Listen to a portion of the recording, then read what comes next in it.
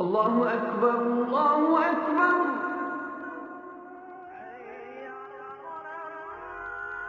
الله أكبر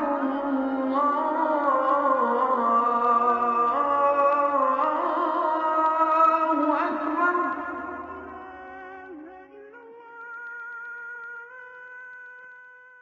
أعوذ بالله السميع العليم من الشيطان الرجيم بسم الله الرحمن الرحيم Salam alaikum wa rahmatullahi wa barakatuh. Nous voici parvenus au 4e jour de ce jeûne et nous allons nous arrêter sur une notion centrale. Cette notion centrale, elle est fondamentale d'un point de vue islamique parce que d'abord elle est mal comprise souvent, mais elle est très très importante au moment même où nous jeûnons aujourd'hui. C'est la notion de djihad que nous avons mal comprise et qui, au départ, est un concept qui a à voir avec jahada, qui veut dire l'effort. Mais plus important que l'effort, c'est un travail de résistance, c'est-à-dire l'effort contre les dimensions les plus sombres de notre être. Ça peut être notre violence, ça peut être notre cupidité, notre amour de l'argent, ça peut être notre amour du pouvoir. Et donc c'est tout un travail qui a à voir avec l'éducation de soi. Et puis en même temps, c'est se résister à la face la plus sombre pour se réformer et aller vers la lumière.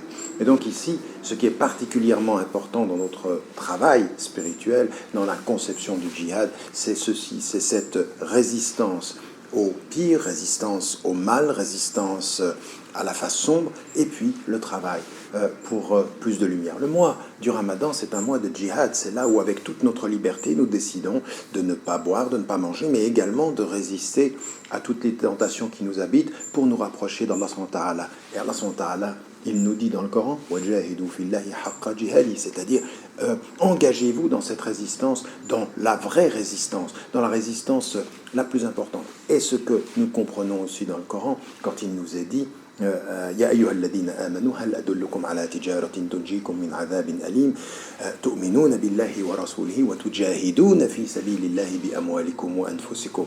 Est-ce que, ô vous qui portez la foi, ne vais-je pas vous enseigner un commerce qui vous sauvera